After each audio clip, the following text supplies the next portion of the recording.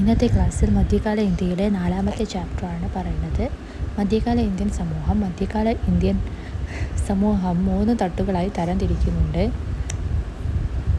ഒന്നാമത്തെ ഉപരിവർഗം, പിന്നെ മധ്യവർഗം, താഴ്ന്ന വിഭാഗം എന്നിവയാണ്. ഉപരിവർഗത്തിൽ രാജാക്കന്മാർ, പ്രഭുക്കന്മാർ എന്നിവരാണ്.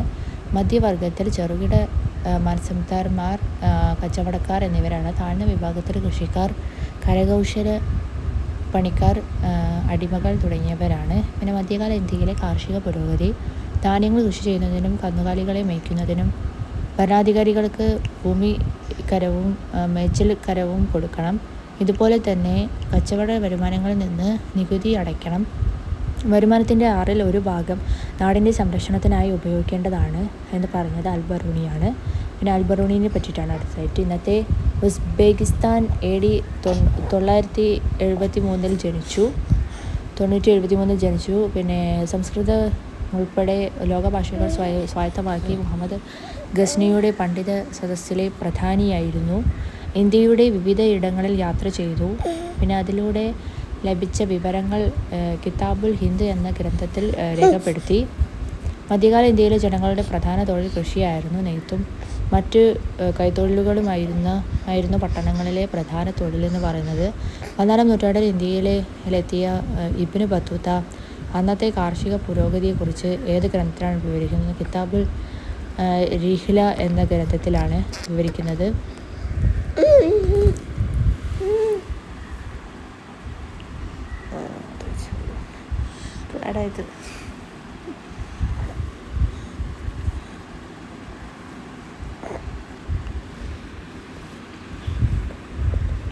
പിന്നെ ഹിന്ദുസ്ഥാൻ അത്ഭുതമുളവാക്കുന്ന ഭൂഭാഗമാണ്.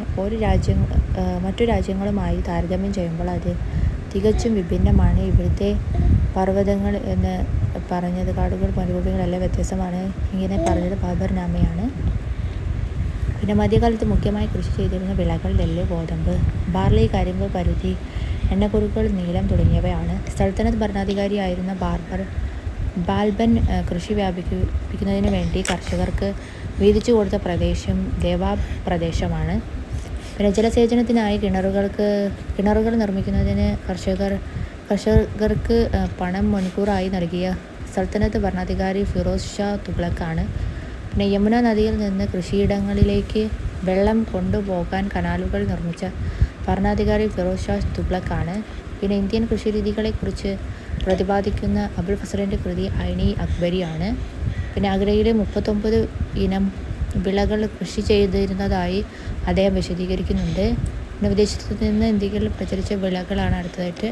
തക്കാളി, ഉരുളക്കിഴങ്ങ്, മുളക്, കൈതച്ചക്ക, പപ്പായ തുടങ്ങിയവയാണ്. പിന്നെ മധ്യകാലത്ത് ഉപയോഗിച്ചിരുന്ന കാർഷിക ഉപകരണങ്ങളാണ് അടുത്തതായിട്ട്. ജലസേചനത്തിനായുള്ള പേർഷ്യൻ ചക്രം, ഇരുമ്പുകൊഴു ഘടിപ്പിച്ച ഭാരം കുറഞ്ഞ കലപ്പ, വിത്ത് വിതയ്ക്കാനുള്ള ഡ്രില്ല് തുടങ്ങിയവയാണ്. മുഗൾ കാലഘട്ടത്തിലെ കാർഷിക രംഗത്തെ പ്രബല വിഭാഗം എന്ന് പറയുന്നത് സെമീന്ദാറാണ്. ഉന്നത ജാതിയിൽപ്പെട്ട സെമീന്ദാർമാർ ഇന്ത്യയുടെ വിവിധ ഭാഗങ്ങളിൽ അറിയപ്പെട്ടിരുന്ന പേരുകൾ ദേശ്മുഖ്, പാട്ടിൽ, നായക് എന്ന പേരുകളിലാണ്. പിന്നെ മുഗൾ കാലഘട്ടത്തിലെ കർഷകരുടെ 2 വിഭജനമാണ് അടുത്തായിട്ട് പറയുന്നത്. ഖുദ് കഷ്ത, പാഹി കഷ്ത തുടങ്ങിയവയാണ്. പിന്നെ ഖുദ് കഷ്തയിൽ സ്വന്തമായി കൃഷിയിടമുള്ളവരാണ്. കുടുംബത്തോടൊപ്പം കൃഷി ചെയ്തു. ആവശ്യമെങ്കിൽ കൂലിക്കാരെ ഉപയോഗിച്ചു. പാഹി കഷ്ത മറ്റുള്ളവരുടെ കൃഷിഭൂമിയിൽ കൃഷി ചെയ്തു. പിന്നെ മധ്യകാല ഇന്ത്യയിലെ വാണിജ്യവും കച്ചവടവുമാണ് അടുത്തതായിട്ട്. ലോകമെമ്പാടുമുള്ള വ്യാപാരത്തിലൂടെ വിനിമയം ചെയ്യപ്പെട്ട വെള്ളിയും സ്വർണവും ഒടുവിൽ എത്തിച്ചേരുന്നത് ഇന്ത്യയിലാണ്. അമേരിക്കൻ വൻകരയിൽ നിന്ന് യൂറോപ്യർ ശേഖരിച്ച സ്വർണവും വെള്ളിയും കച്ചവടത്തിലൂടെ തുർക്കിയിലും പേർഷ്യയിലും എത്തുന്നു. അവസാനം അവിടെ നിന്ന് ഹിന്ദുസ്ഥാനിലേക്കും എത്തുന്നു. ജിയോവാനി ചെറോറി 17ാം നൂറ്റാണ്ടിൽ ഇന്ത്യ സന്ദർശിച്ച ഇന്ത്യയിലെത്തിയ പ്രമുഖ ഇറ്റാലിയൻ സഞ്ചാരിയാണ് നിക്കോളോ കോണ്ടി. ഇന്ത്യയുമായി വ്യാപാരം നടത്തിയ പുറം നാട്ടുകാരാണ് ചൈനക്കാർ, അറബികൾ, പോർച്ചുഗീസുകാർ, ഡച്ചുകാർ, ഇംഗ്ലീഷുകാർ, ഫ്രഞ്ചുകാർ തുടങ്ങിയവരാണ്. കോഴിക്കോട് നിന്ന് മറ്റ് സ്ഥലങ്ങളിലേക്ക് കരകയറുകയും ചെയ്തിരുന്ന പരുത്തി തുണിത്തരങ്ങൾ യൂറോപ്യൻ യൂറോപ്പിൽ അറിയപ്പെട്ടിരുന്നത് കാലിക്കോ എന്ന പേരിലാണ്. കോഴിക്കോടിനെ യൂറോപ്യന്മാർ വിളിച്ചിരുന്നത് കാലിക്കറ്റ് എന്ന പേരിലാണ്. ഉൽപ്പാദന കേന്ദ്രങ്ങളെയും ചന്തകളെയും വളർന്നു വന്ന നഗരങ്ങൾ ധാക്ക, പൈത്താൻ, കാഞ്ചീപുരം തുടങ്ങിയവയാണ്.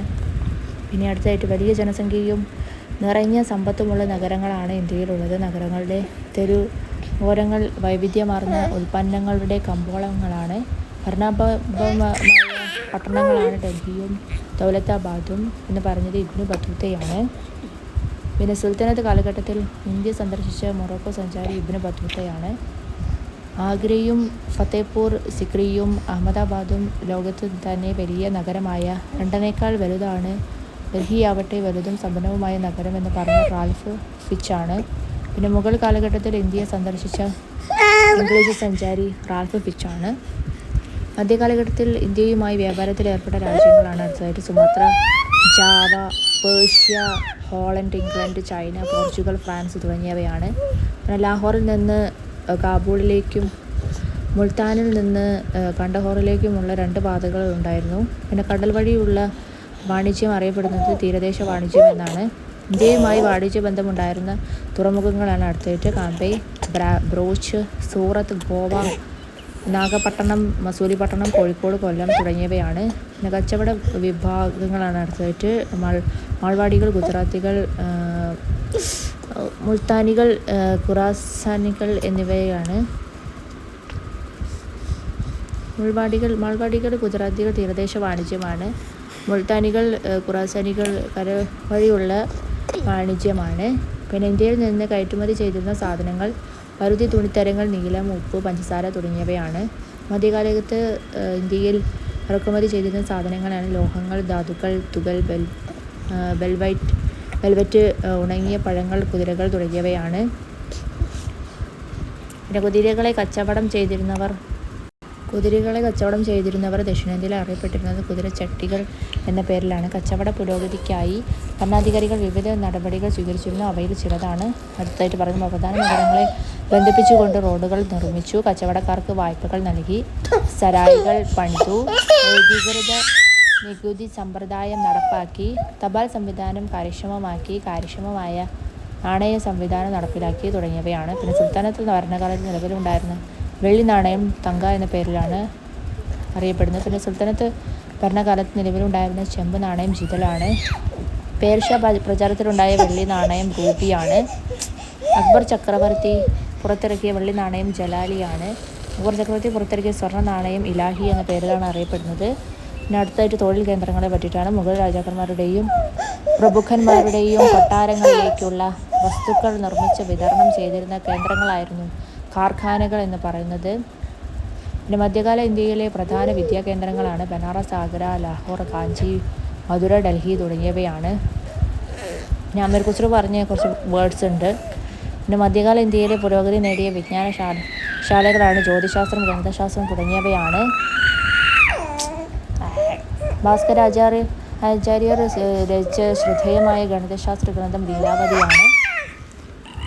മധ്യകാല ഇന്ത്യയിൽ സ്ഥാപിക്കപ്പെട്ട വാനനിരീക്ഷണ കേന്ദ്രങ്ങൾ ജയ്പൂർ, ഡൽഹി, ഉജ്ജയിന്, ബനാറസ് തുടങ്ങിയവയാണ്. കൈത്തൊഴിലും കരകൗശലവും അടുത്തതായിട്ട് കാർഷികോൽപ്പന്നങ്ങളെ ആശ്രയിച്ച് നിലനിന്നിരുന്ന ചെറുകിട വ്യവസായങ്ങളാണ്. എണ്ണക്കുരുക്കൾ,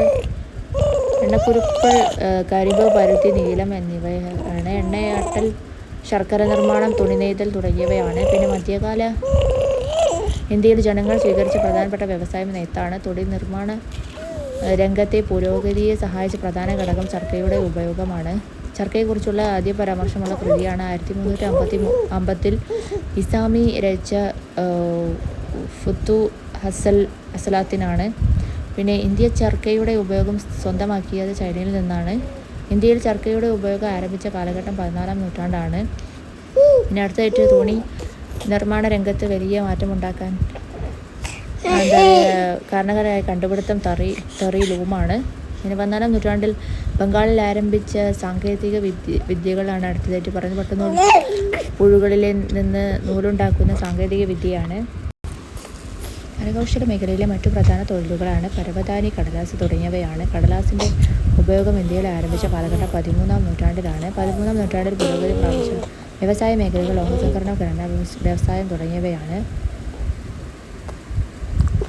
അടുത്തതായിട്ട് യുദ്ധരംഗത്ത് വലിയ മാറ്റങ്ങൾ ഉണ്ടാക്കിയ കണ്ടുപിടുത്തങ്ങളാണ് ഇരുമ്പ് കൊണ്ടുള്ള ലാടം, സവാരിക്കാർക്ക് കാലുകൾ വയ്ക്കാൻ കുതിരയുടെ മുതുകിൽ തൂക്കിയിടുന്ന ഇരുമ്പ് ചവിട്ടുപടി തുടങ്ങിയവയാണ്. മധ്യകാല ഇന്ത്യയിൽ രത്നവും ചെമ്പും ഖനനം ചെയ്തിരുന്ന പ്രദേശങ്ങൾ. രാജസ്ഥാനിൽ നിന്ന് ചെമ്പും കൊൽക്കണ്ടയിൽ നിന്ന് രത്നവും ഖനനം ചെയ്തിരുന്നു. ഉപ്പിൻ്റെ സ്രോതസ്സുകളാണ് അടുത്തതായിട്ട് കടൽ തീരങ്ങൾ, ഉപ്പുപാറകൾ, ഉപ്പു തടാകങ്ങൾ തുടങ്ങിയവയാണ്. അടുത്തായിട്ട് ഉപ്പിൻ്റെ സ്രോതസ്സുകൾ, കടൽ തീരങ്ങൾ, ഉപ്പുപാറകൾ, ഉപ്പു തടാകങ്ങൾ തുടങ്ങിയവയാണ്. മധ്യകാല ഇന്ത്യയിലെ പ്രധാന ഉപ്പ് നിർമ്മാണ കേന്ദ്രങ്ങളാണ് പശ്ചിമ പഞ്ചാബ്, രാജസ്ഥാനിലെ സംബാർ എന്നിവയാണ്. പിന്നെ മധ്യകാല ഇന്ത്യയിലെ നഗരങ്ങൾ. പ്രധാന നഗരങ്ങൾ ആഗ്ര, ലാഹോർ, ഡൽഹി, കാൻഡേഷ്, ധക്ക, അഹമ്മദാബാദ്, ദൗലതാബാദ്, ബനാറസ് തുടങ്ങിയവയാണ്. നഗരങ്ങളിലെ കരകൗശല വസ്തുക്കളുടെ പ്രധാന നിർമ്മാണ കേന്ദ്രങ്ങൾ കാർഖാനകളാണ്. മുഗൾ ഭരണകാലത്തെ പ്രശസ്തമായ നഗരങ്ങളാണ് അടുത്തായിട്ട് ധാക്ക ഉൾപ്പെടെയുള്ള രാജ്യങ്ങൾ ബംഗ്ലാദേശാണ്, മുർഷിദാബാദ് ഇന്ത്യ, ലാഹോർ പാകിസ്ഥാൻ, സൂറത്ത് ഇന്ത്യ, ആഗ്ര ഇന്ത്യ. പിന്നെ സ്ത്രീകളുടെ പദവി. മുഗൾ ചക്രവർത്തിയായിരുന്ന ജഹാംഗീറിൻ്റെ പത്നിയായിരുന്നു നൂർജഹാൻ. സുൽത്താനത്ത് കാലത്തെ പ്രശസ്തമായ വനിതാ ഭരണാധികാരി സുൽത്താന റസിയാണ്. ഹുമയൂണിൻ്റെ സഹോദരി ഗുൽബദാൻ ബീഗമാണ്. ഷാജഹാൻ്റെ മകൾ ജഹനാരയാണ്. ശിവജിയുടെ മാതാവ് ജീജാബായി ആണ്. മധ്യകാല ഇന്ത്യയിൽ സ്ത്രീകളുടെ പങ്കാളിത്തം കാണാൻ കഴിയുന്ന മേഖലകളാണ് അടുത്തായിട്ട് കാർഷികേതര മേഖലകളിലും നൂൽപ്പ്, മൺപാത്ര നിർമ്മാണം, വസ്ത്രാലങ്കാരം തുടങ്ങിയ മേഖലകളിലാണ്.